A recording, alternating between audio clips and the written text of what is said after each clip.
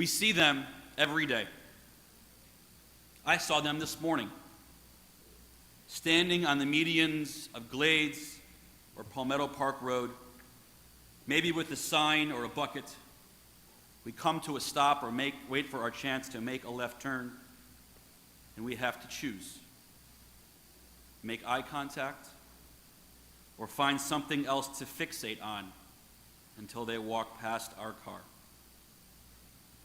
I'll be honest, I don't like seeing panhandlers out on the road. I pass by them every day, and I am pained. I see the pain in their faces, and I don't want to look. I see a beard that has not been trimmed for months or years. I see a woman who is clearly pregnant and wondering if she's getting the prenatal care that is so important to her and to her baby. I don't want to have to look at it or think about it or feel bad about it. As I'm driving through the streets of Boca, thinking about a class I'm going to teach or preparing for a funeral I'm heading to, the last thing I want is to have to break away from that and be confronted by a cup outside my window.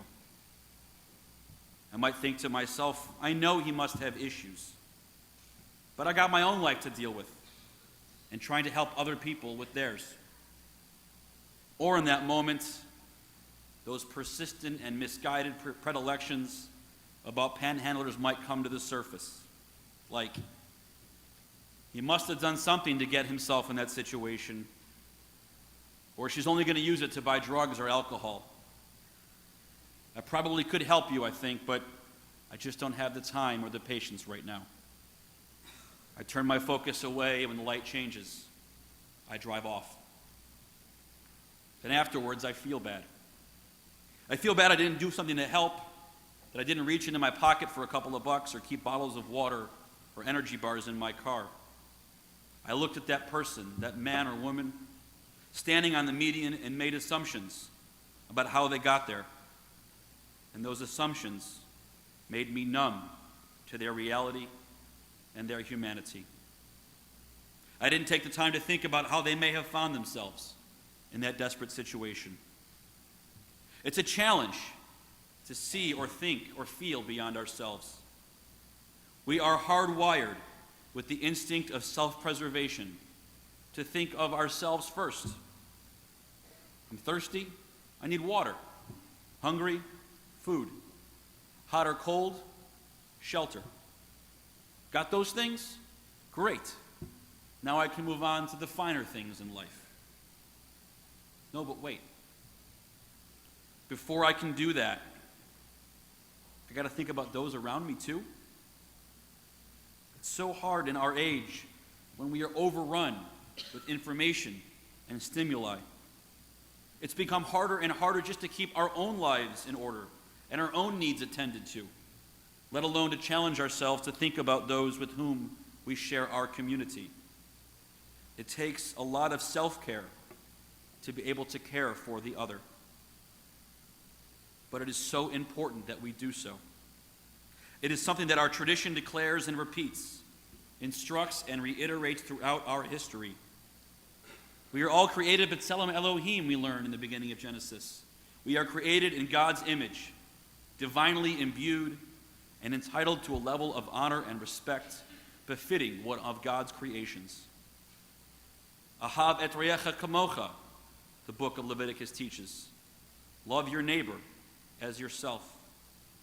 Your neighbor is the person who lives next to you, who lives in your town or village, who inhabits the world in which you live, and whose world you inhabit.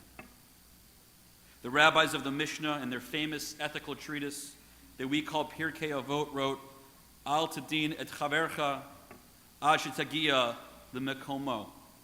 Do not judge your fellow until you have arrived and stood in his place, or as we might say today, until you have walked a mile in his shoes. Why does our tradition hammer home this obligation to love and understand our fellow human beings and to relate to them? Probably because we find it so challenging to do so. The wisdom in Torah is that it recognizes our instincts and our challenges and pushes us to channel them for the good.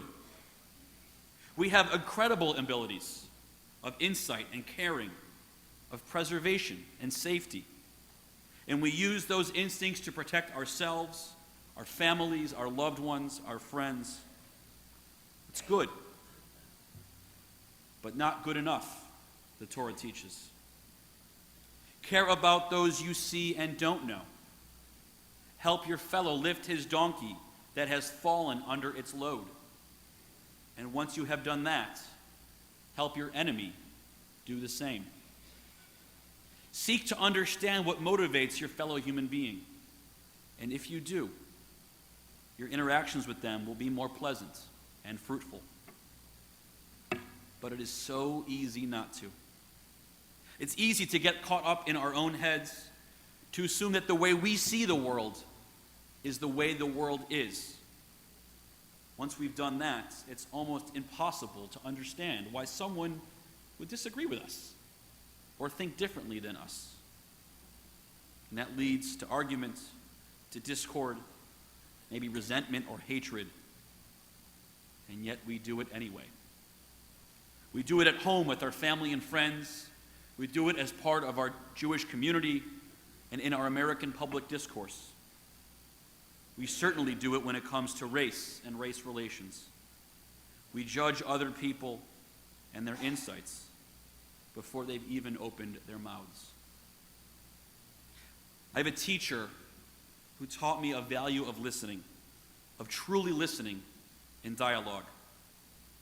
Listening, he said, means waiting until the other person has finished speaking before you begin to even think about your response. It means not presuming to know what they are thinking or where they are going until they get there and tell you. It means respecting the notion that our experiences color our insights, and that because of our past experiences, we might both look at the same set of details and see them very differently. Doesn't mean that you are right and I am wrong, or that you are good and I am bad. It just means that we live in a complicated world. As it says in Proverbs, iron sharpens iron, and so a man sharpens his fellow's disposition. When we actually take the time to listen to the other person, to try to understand what they are saying, and not just use their comments as a prompt for our own arguments, we can actually learn something about them, about our world, and about ourselves. Easier said than done, though.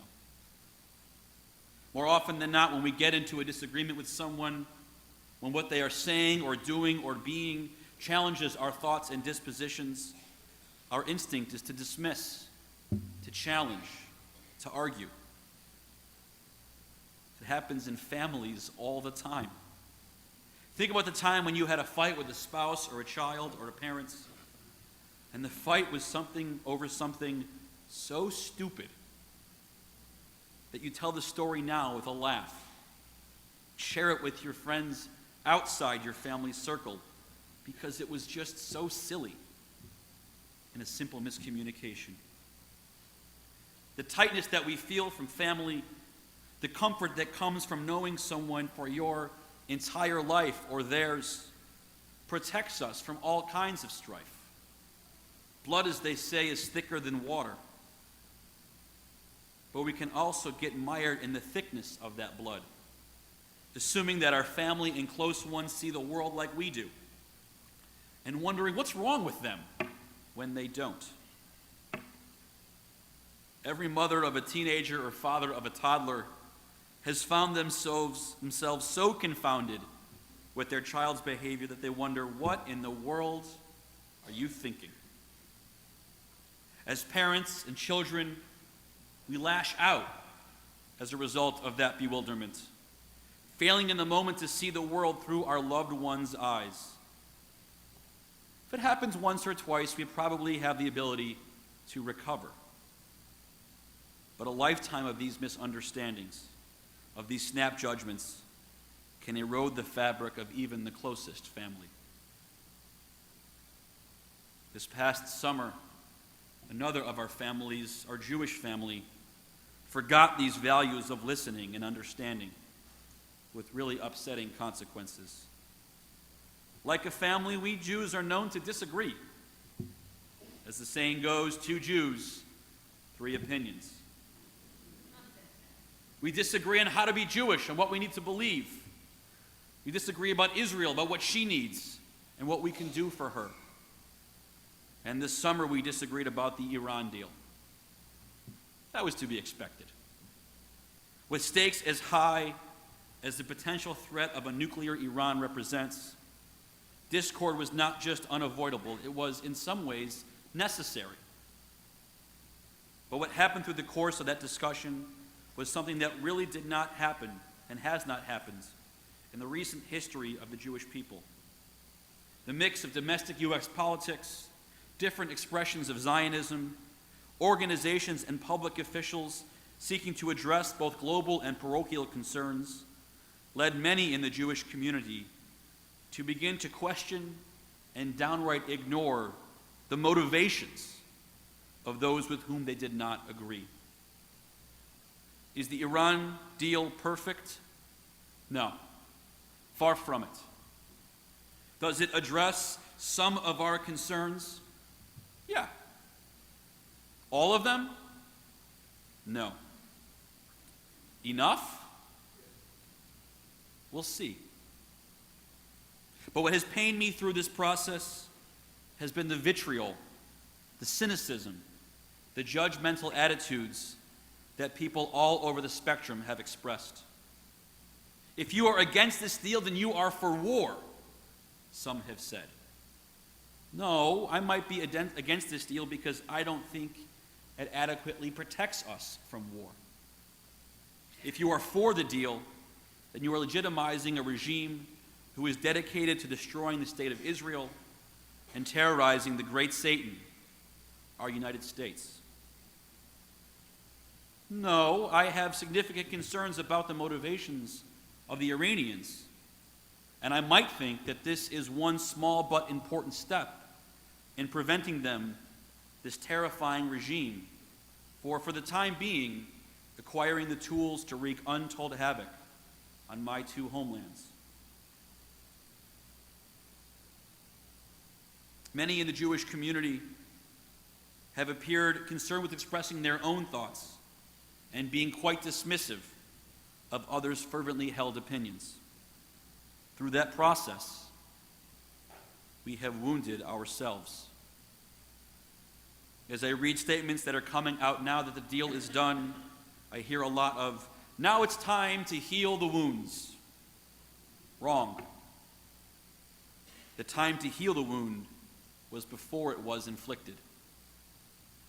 The next time we are struggling with a difficult decision, because we never have those, we should strive to challenge ourselves to actually listen to those who express different opinions than us, so that instead of creating wounds, we use the potential energy that tension creates to build bridges of agreement and understanding, of mutual respect and progress. The challenge and obligation to see the world through others' eyes is especially true when it comes to race. The role that race plays in our society, the historical and emotional connotations that conversations about race can have in some ways, is the challenge and the opportunity of our generation. The key to understanding race in the 21st century is to challenge ourselves to see beyond our own experiences and seek an appreciation of what those of other races and backgrounds have seen through their own eyes. This is especially true for those of us through no achievement or fault of our own have been raised in the majority culture in white American society. The millions of Americans of other colors constantly find themselves having to navigate this majority culture.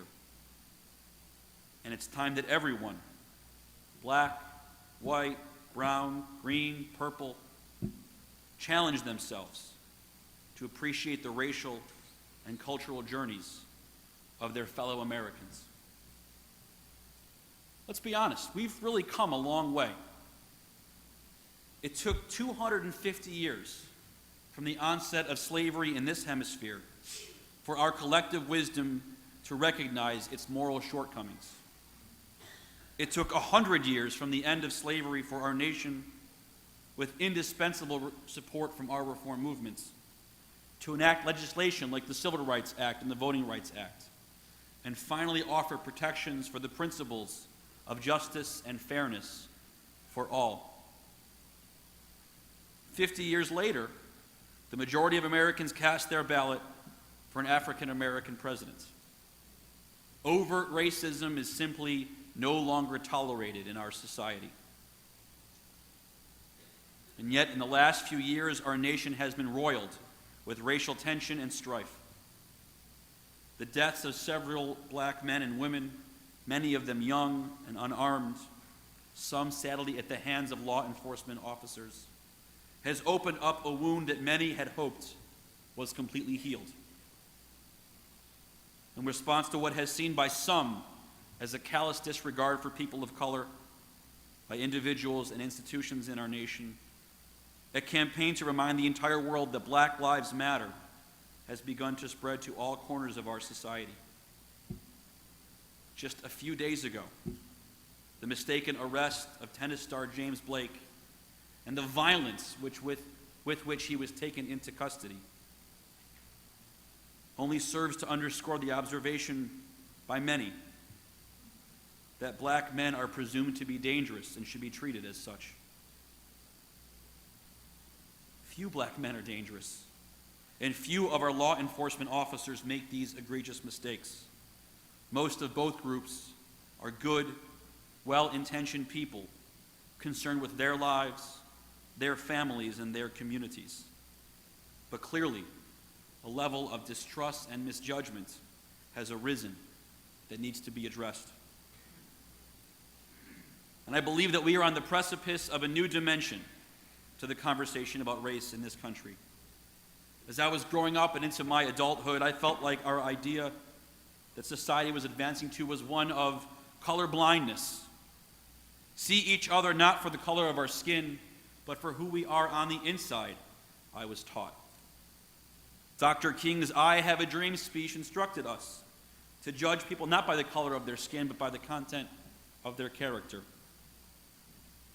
But what Dr. King did not preclude, but what the color blindness ideal does, is an appreciation that the color of our skin does influence who we are, what we think, what our social mores may come to be.